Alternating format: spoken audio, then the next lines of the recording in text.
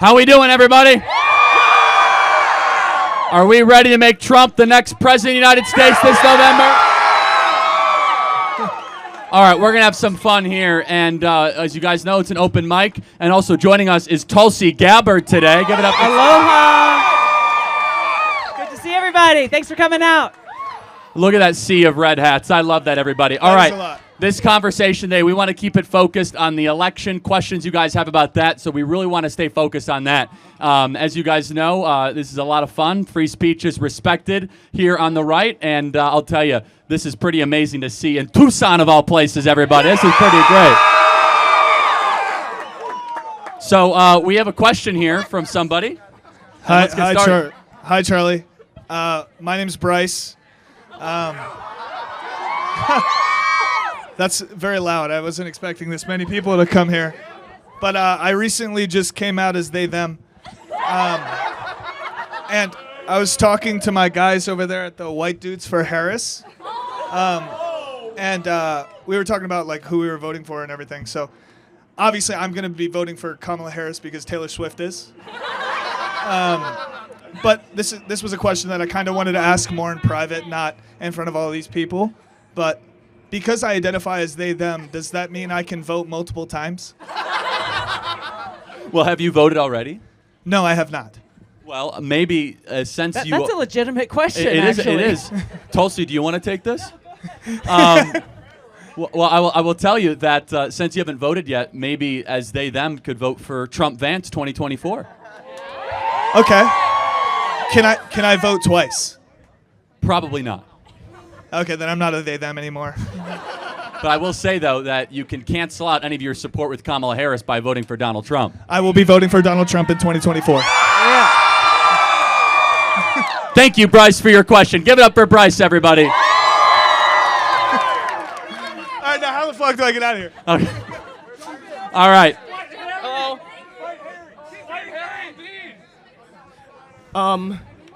First of all, wow. It's crazy to see two of the most active conservatives here.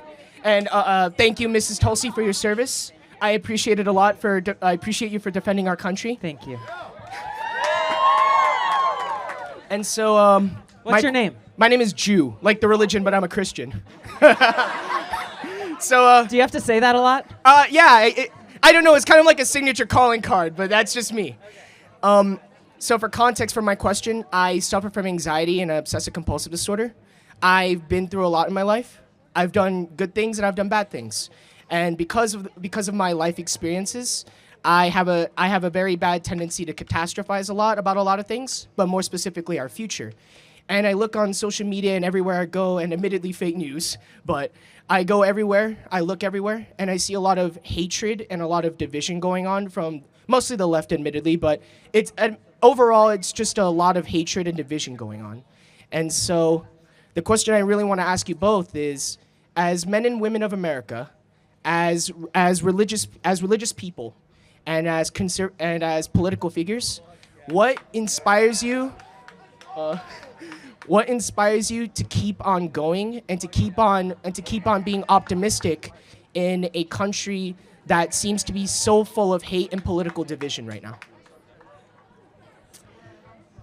First of all, it's okay if I record, right? Of course. Thank you.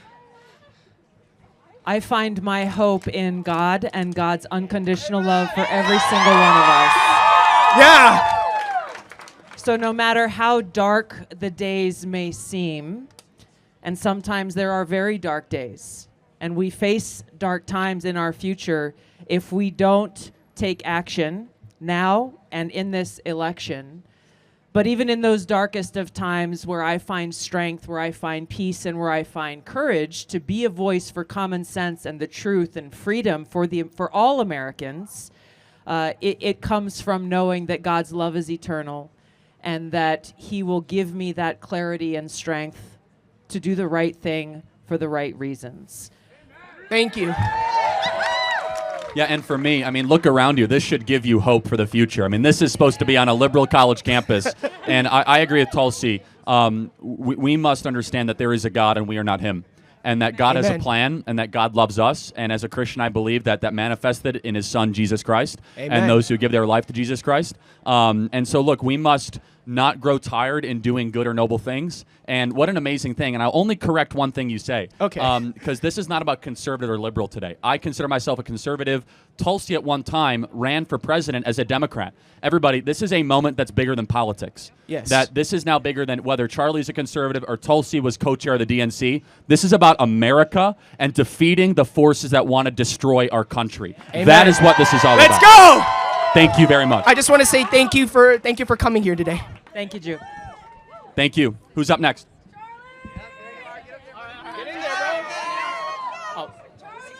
So first off, I'd like to personally thank Tulsi Gabbard for destroying Harris's 2020 presidential run.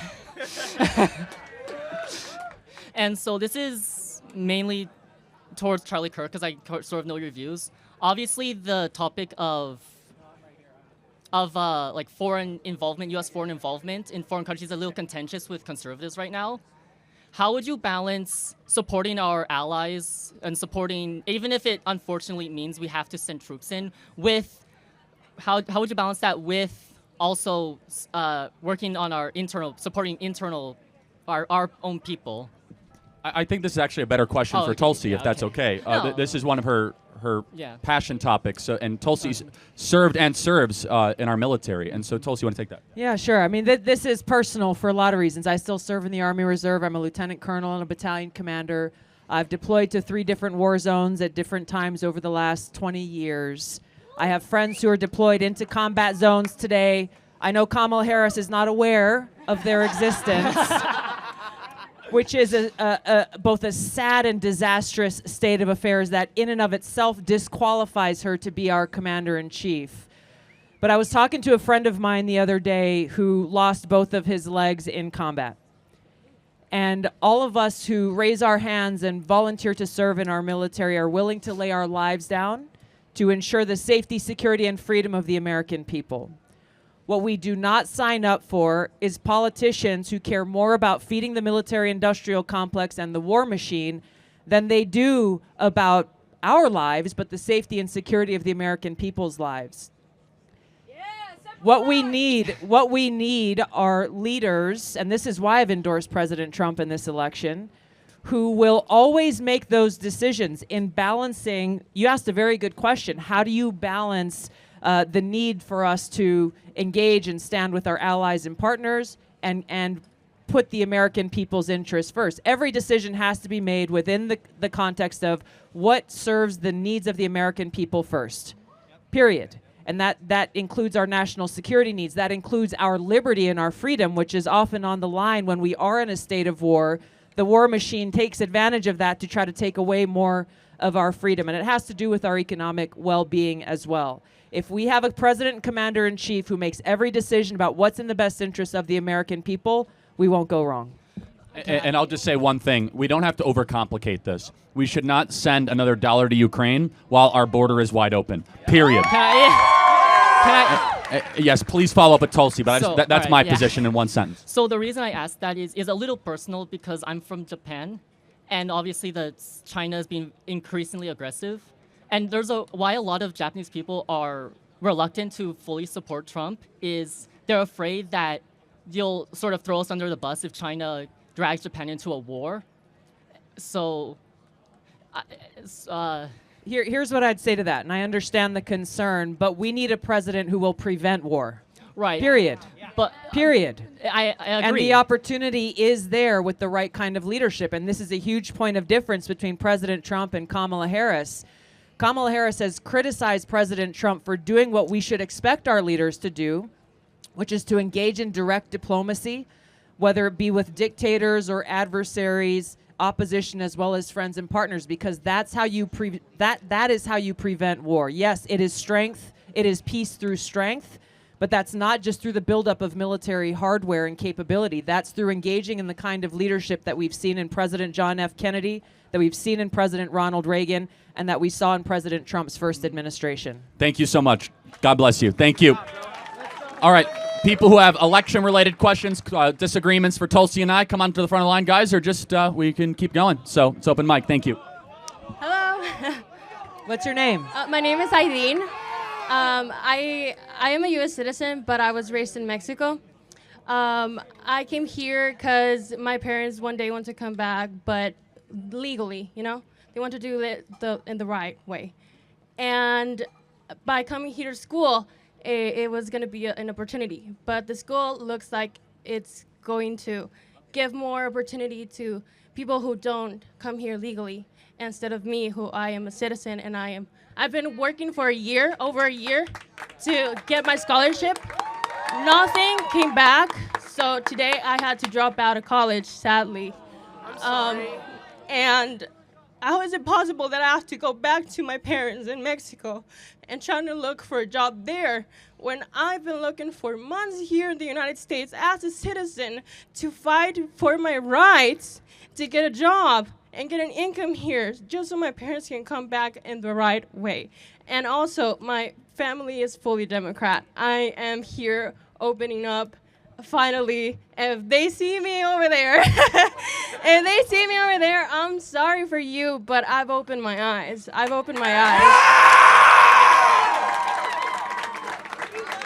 Thank you.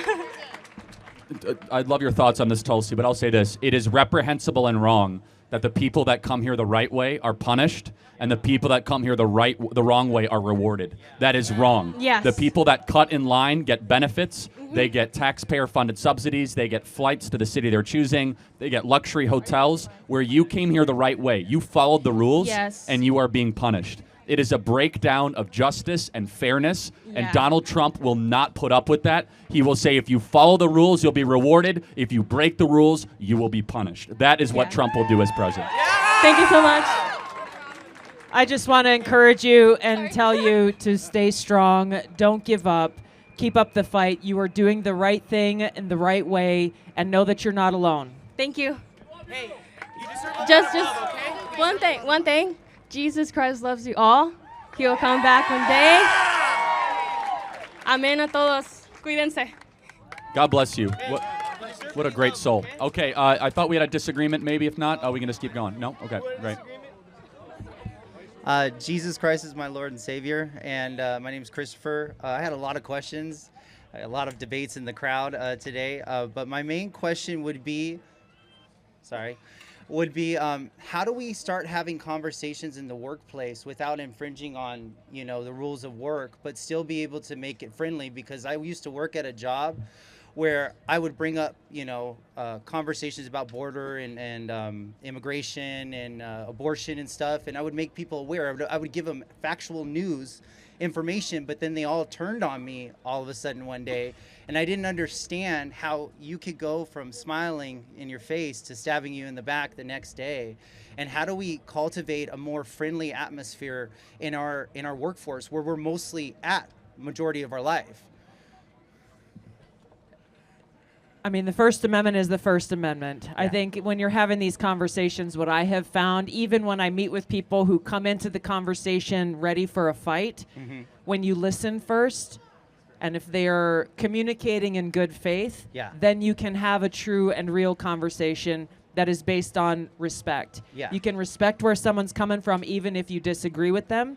And then share your own experience, share your own thoughts, share what's on your heart with them. And again, if it's a good faith conversation, then it will flourish from there. If they're not interested in having a conversation, it's not worth confronting them with. Thank you so much. No Appreciate problem. it. God Thank bless you. you guys. God bless you. Thank you.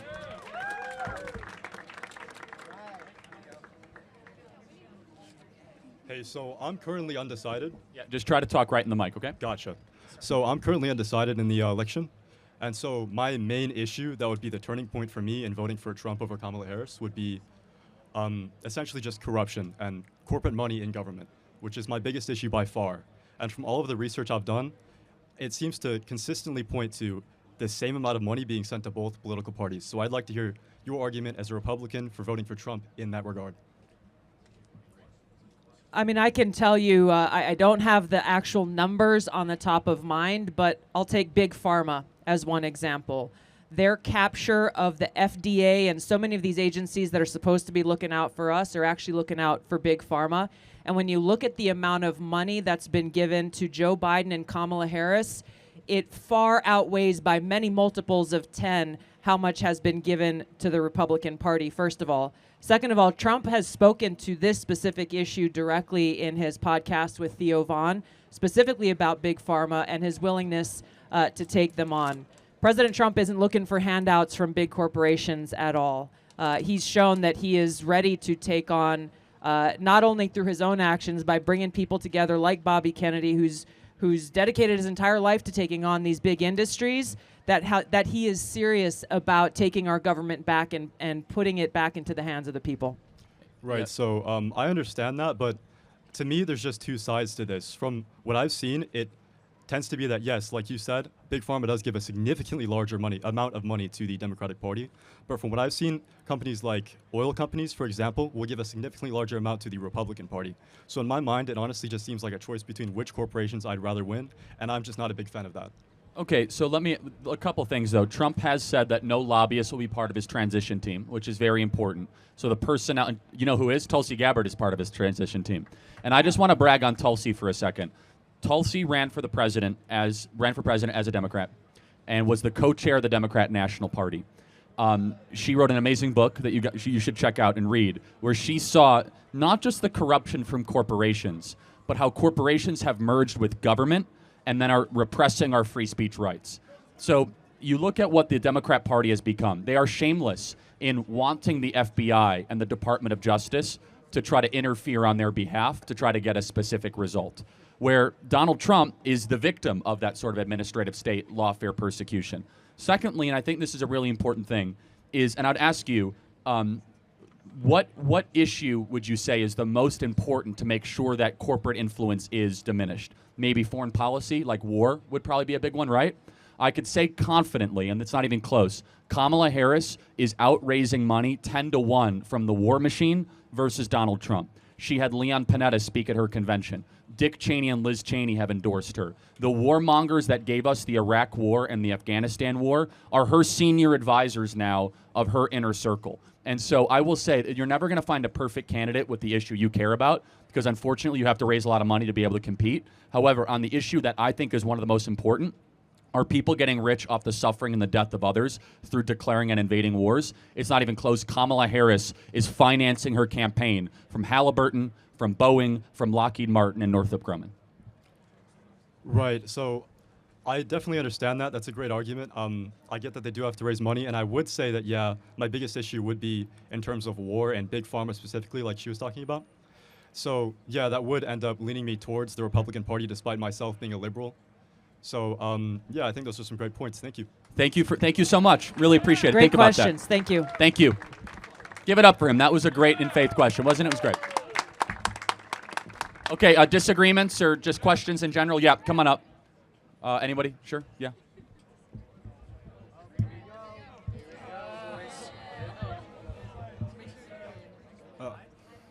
Good afternoon. Thank you for your service, Ms. Gabbard, for anything. I just have one question related to the election for you. How can you endorse someone who lost the last election fair and square? There's no evidence.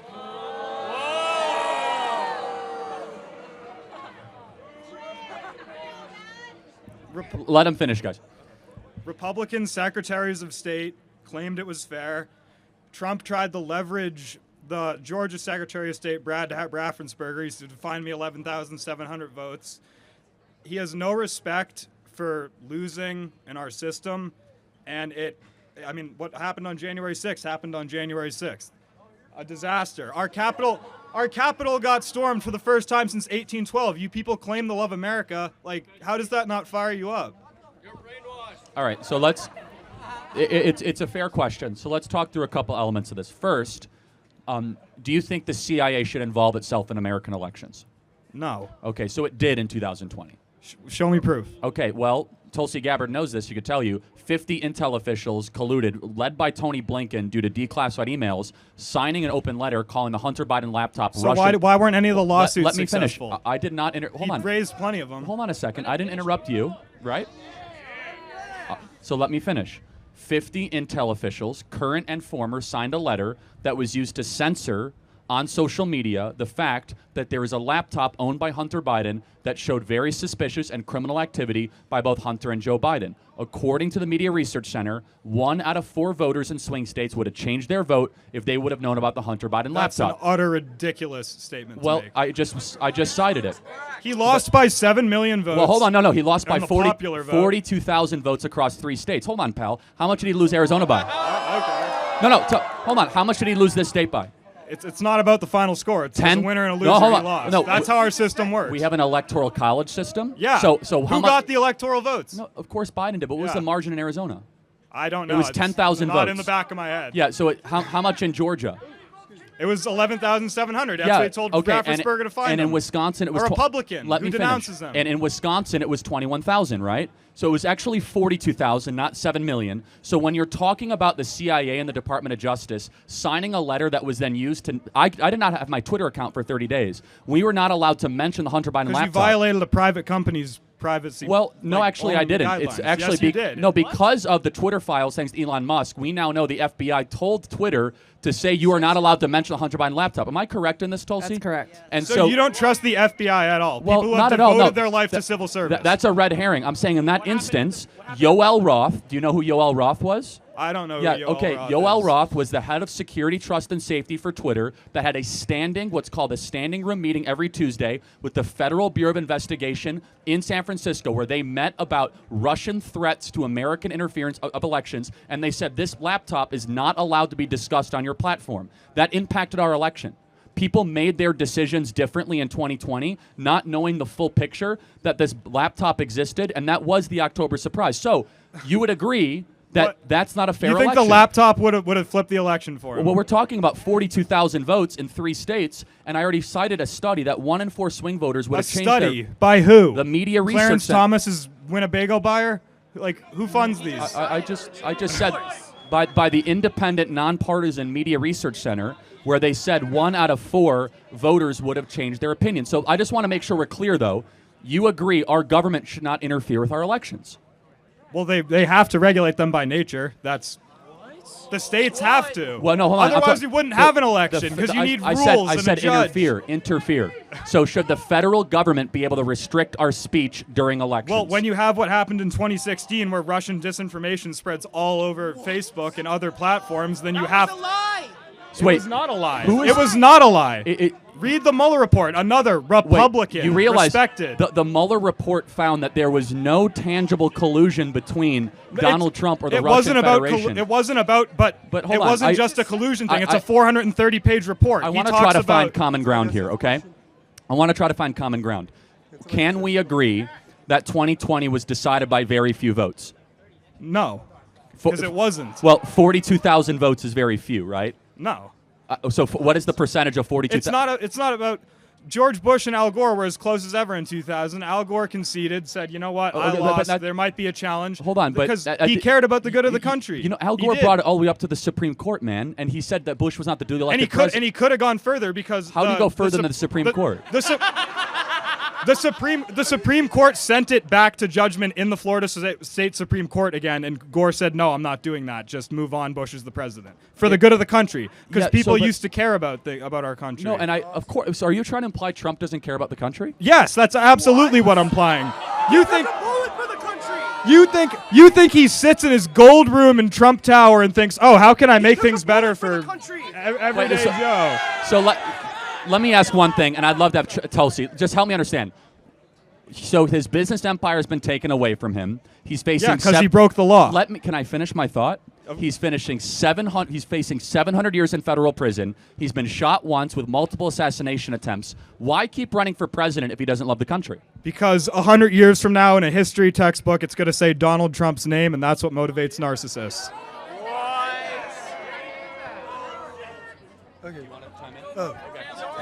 Look, I will say this. I hope you do some research because I've done my research. You need to do your research. Look, I will say this as kindly as I can. One day I hope you open your eyes because you've been significantly brainwashed on this topic. And I guess the final question I'll ask is this. If Donald Trump wins in 3 weeks, will you accept that as a legitimate result? Yes. Okay, I'll hold you to That's that. the difference between me and you. Okay, did Trump win in 2016? Yes. But you said that Russian interfered. Russian interference had a role in the election, but Trump won fair and square. He had more votes and more. Oh, and notice which how one is it Hillary. then? Notice how Hillary supporters didn't storm Well, the no, Capitol. hold on. Hillary never conceded. Yes, she did. No, hold on. She had a concession speech the day after the election. I watched it in middle Hillary school. Clinton said Donald Trump was not the legitimate president of the United States. That's one milked clip that is played all over the internet. Yeah, she had a concession speech. When's the Trump concession speech from 2020? Show it to me. Let me ask you one more question. Are you voting for Kamala Harris? Yes, I am, proudly. What's her greatest accomplishment? Her greatest accomplishment? I would say that she's going to legalize marijuana federally, something that's been overdue by 100 years.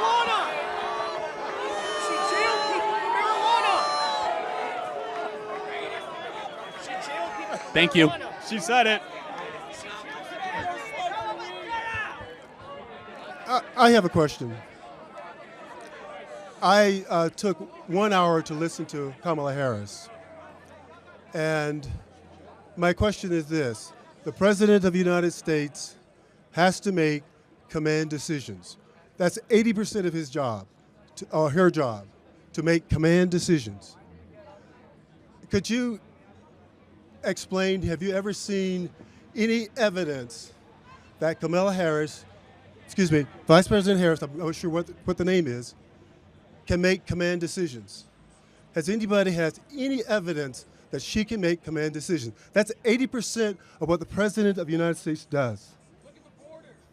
Can I have a hat? No. No is the answer to that. We saw, again, I mentioned earlier, it hit close to home when she looked into the cameras during that debate and spoke to tens of millions of Americans and made a statement about the fact that, according to her, we have no active duty troops in any combat zone anywhere in the world for the first time in a century. This is coming from a person who claims to sit in the Situation Room and be the last person in the room with Joe Biden in every major decision. This is coming from a person who President Biden says that he delegates all domestic and foreign policy issues to her because of his confidence in her. And yet, our lives are not valuable enough to her for her to know how many men and women, or that there are men and women in harm's way today who are serving our country. I have seen zero proof over these last 3.5 years that she is qualified and capable of leading our country as President and Commander-in-Chief. And if she's elected, we will face World War III and potentially nuclear war. Yes. I have a question about what's going on in the Middle East. You stated earlier that you want to stop sending money to Ukraine until we can fix what's going on in our country. What will Trump do to stop what's going on in Palestine? Obviously, what happened on October 7th, what Hamas did, is an absolute tragedy and should not happen ever again. But how can we stand here and support what Israel is doing in Palestine? It doesn't justify each other. We can't say that, it's because of what Hamas did, because what Hamas did was inherently evil. But isn't Israel doing the same thing? There's so many hostages that have been taken by Hamas, but 16,000 kids are dead in Palestine. So it's like, how can we even say they're going after Hamas if there's a whole generation of people getting wiped out? Yeah, I don't want to spend too much time on this. I literally debated this for hours the other day. But yeah, a couple things. We're not going to agree on what Palestine is or where it is. I don't want to get into that, but we're not going to agree on that. Donald Trump would never have allowed it to happen. And Donald Trump has been very clear that he will bring peace back to the region, because when he was president, there was peace, as we had the Abraham Accords between Israel, Saudi Arabia, and the United Arab Emirates. No one wants to see kids die, okay? I don't want that. You don't want that. We want to see a quick and decisive reconciliation happen in the Middle East. Do you have thoughts there, Tulsi? Because it's a very complicated topic. It is. And the only thing I'll add to that is we have to take a step back and understand the threat of Islamist terrorism, and that is something that leaders across the Arab region and those of us in this country can agree needs to be defeated. President Trump showed how that's possible by being able to bring together all of these different stakeholders, and that's what he'll do again. But in what way will he be able to tell Israel to stop or tell Hamas to stop? Well, look, again, yeah, exactly. Peace through strength. What he exhibited as president is that, look, America gets what America wants in the world still. And if we want peace in the Middle East, we're going to get it. And we're the global reserve currency status. Saudi Arabia will do what we want. Here's what's happened, though, since Kamala Harris and Joe Biden have run the country. We see the rise of BRICS nations. We see America's strength actually erode and fade away. We need to use the leverage that we have towards peace. Currently, we use the leverage we have towards war. Thank you very much. I appreciate it. Thank you. Who wants a hat?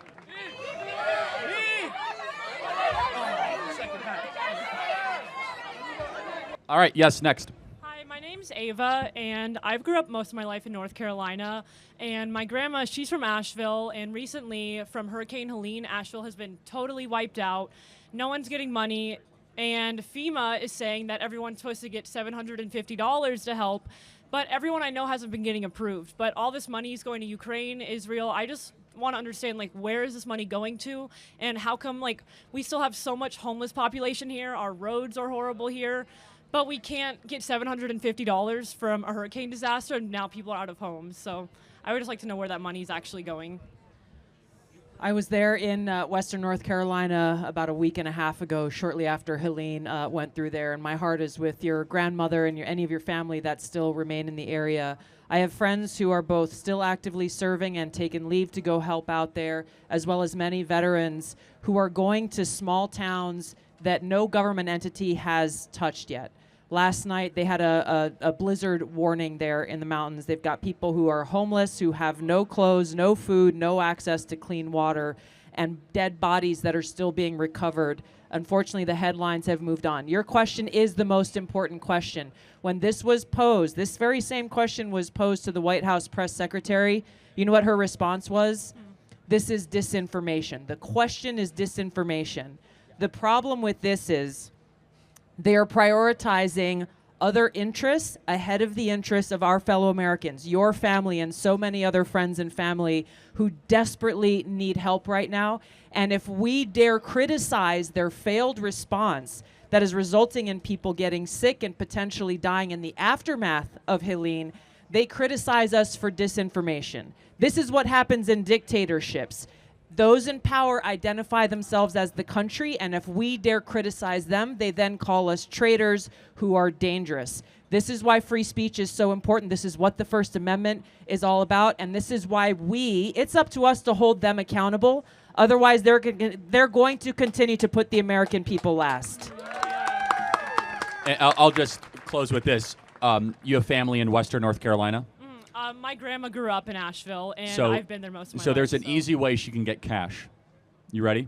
She should fly to Mexicali, walk across the border, declare asylum. She can get a free cell phone, free luxury hotel, $10,000. $10,000, and all the U.S. taxpayer dollars, and then she can rebuild her house with American taxpayer dollars while she waits for her asylum date. What I'm getting at is that if you break into America, you're treated better than the citizens of this country who lost their homes in North Carolina. It's sick, it's wrong, and it ends in November, everybody.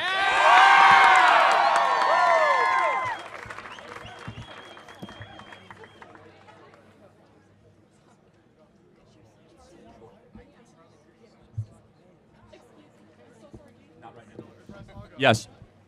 In such a polarized political environment, it feels like a real conversation has taken a backseat to virtue signaling and winning the argument. How do you think we can bring the focus back to meaningful debates where both sides listen and engage respectfully, even when they disagree? Tulsi, I'd love to have you answer this because you dealt with the lack of the culture of freedom of speech on the left. Come in and listen first. I have so many different examples I could give you, but there's one in particular. When I was running for president, I was in a small town in Iowa and went to go meet with the newspaper editor there. I did it in every town that I went through, and I walked in knowing that he wanted to fight. And the issue that he wanted to fight about was climate change. He wanted to prove that he was right and I was wrong, even though he didn't really know what my position was. I listened to him. I listened to his points. And then I asked him, do you care about clean water? Do you care about clean air? He came from a long line of farmers. I said, do you care about having good soil quality so that your kids can continue to farm as your father and grandfather did? I care about those same things. I never use the word climate change at all. And we found common ground about these things that we uniquely cared about, me growing up in Hawaii and him growing up in Iowa. When we are willing to listen and engage in good faith, we can find those moments of common ground that will allow us to have those meaningful conversations around the things that are most important to all of us. God gave us 2 ears and 1 mouth. We should listen more and hear what people have to say. Thank you. Thank you. Yes. I want to invite any disagreements. You guys more than welcome here. Thank you. Yes, next question. Yeah, hi. I'd first just like to give a huge welcome and thank you guys for being here.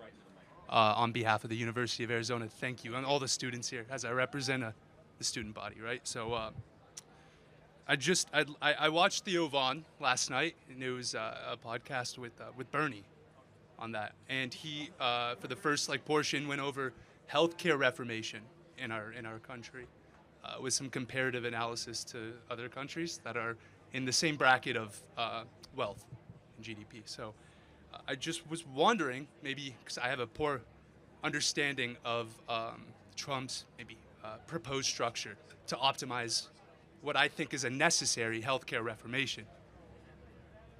I'll start with this, and this is where I see huge opportunity. What I'm really excited, one of the things I'm excited about with President Trump winning is because of the people that he's chosen to surround himself with. Mm-hmm. Number one, as Charlie said, there are no lobbyists for big pharma and big insurance sitting on the transition team to pick who is going to fill his cabinet.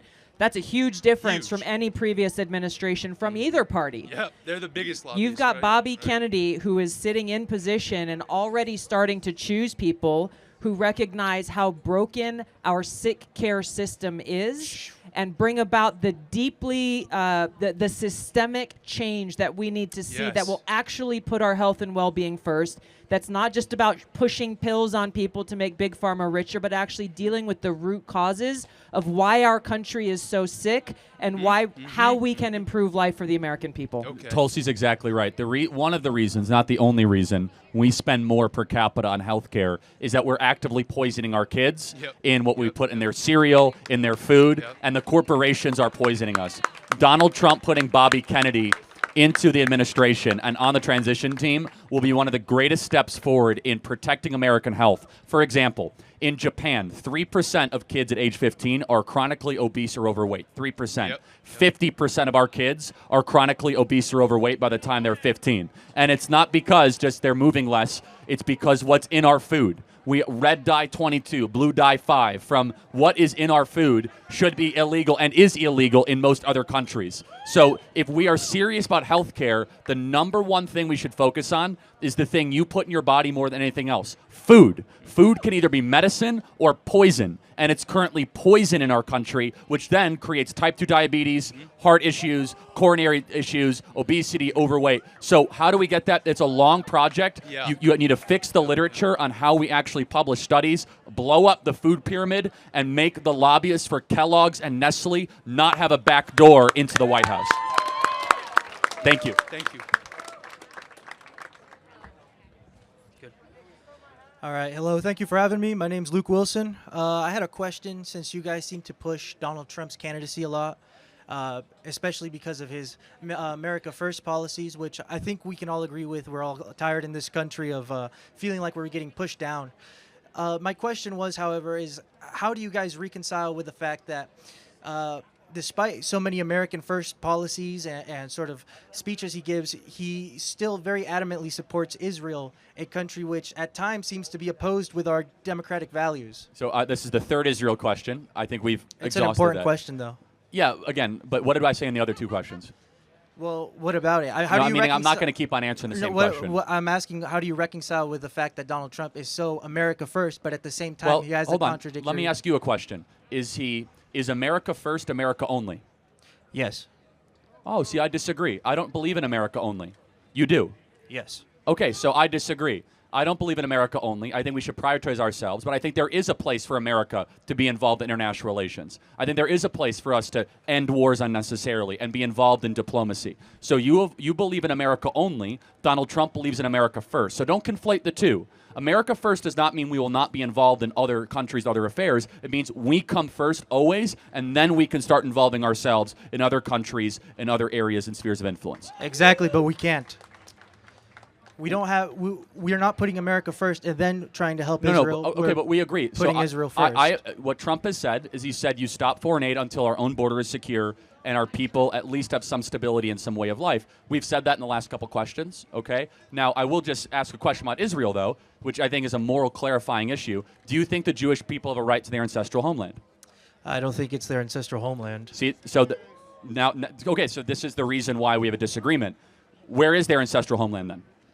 It's not defined. So it's not. For a long time, their history has been wandering people. Okay, so again, the land was given to them by Great Britain after World War II. Okay, so I'm not going to go into like, do you know Joshua and Caleb and what happened like 5,000 years ago? Yes. Okay, so that's Canaan, the land of milk and honey, Judea and Samaria. So in order for you to be right, that means that the Bible is wrong. So are you a Christian? I'm Catholic, yes. Okay, so then do you believe the Bible? Yes. Well, then is the Bible right or the Bible wrong? The Bible is right. Okay, so but then what? Hold on, what was King Hezekiah? Where was he? How about King David, King Solomon? I was just. How about Zechariah, Nehemiah? Where did they operate? The borders defined today were defined by Great Britain. And well, after not necessarily, World War II. actually, because it says in the scriptures all the way to the north of Nazareth, to the north touch of the Jordan River, to the southern tip of what is now Mount Carmel. So that's actually the border is very similar to modern Israel. We're not going to agree on this, but I believe the Jewish people have a right to their ancestral homeland. You don't even know where that is. That's and true. So, well, whether or not we agree on that is not the issue. No, it actually is the issue. What I'm saying is I could really care less. It doesn't really affect peace in the Middle East. Does not affect America in the way that a lot of people does. Well, but if we must have it, Israel is not doing a good job in helping us with that, as they're dragging us into a war with Iran instead of negotiating. Well, you're looking at two people that definitely don't want a war with Iran. I just asked a simple moral clarifying question, and we disagree, and that's okay. Donald Trump believes in America first, not America only, and that is a very important moral distinction. Thank you very much. I appreciate it. How we doing? My name's Matt. I just have a quick question. So going into the next election, we're picking the lesser of two evils. It's always been that way because Jesus Christ has never been on the ballot. And my question to you is, what are some policies you can educate myself and everyone here with that Trump's going to put into place? And what is your favorite policy? I can start, and then Tulsi can go. He will end the Russian-Ukrainian war. Blessed are the peacemakers. He will secure the southern border and restore sovereignty. No tax on tips, no tax on overtime, no tax on Social Security. No men and women's sports, establish energy independence, booming economy, middle-class tax cut, and one of my favorites, what I think is so incredibly important, he will end the weaponization of government against political opponents, and we will not live in a country where you go to jail just because you have different ideas. Those are just some off the top of my head, and Tulsi can continue. Thank you. I think you covered the greatest hits, Charlie. I just want to take the opportunity to give a shout out. I was in Reno last night at a University of Nevada Reno women's volleyball game. These women are taking a stand against biological males in their sport. They are forfeiting a game. They are a D1 team forfeiting a game because they refuse to play against San Jose State that has a biological male on their team. The courage these women are demonstrating are an inspiration, and we look forward to many more of these teams taking a stand, even at their own peril, even against their own university leadership, and standing up and doing what's right. Thank you. And thank you so much. And I'll just say one final thing. It's very important that people of faith view the election the way you did. It is a lesser of two evils always, but there is one that is better, and that one that is better fit towards our worldview, and that is Donald Trump. Thank you so much. Thank you, guys. Appreciate it. Latinos for Trump! Hi, I have a question for Charlie. You said you support middle-class tax cuts, but Trump promised billionaires in the top 1% a tax cut inevitably at the expense of everyone else. How does this not contradict your views? Okay, thank you. What's your name? Angelica. Thank you for the question. So that is not true. That's just a commercial that Kamala Harris keeps running, and and that's okay. Donald Trump has not promised billionaires a tax cut. In fact, what he has done is he actually executed the largest middle-class tax cut in American history, which was the Economic Recovery Act of 2017. But more important than that, what is the hidden tax that all of you guys are paying every single day? Inflation.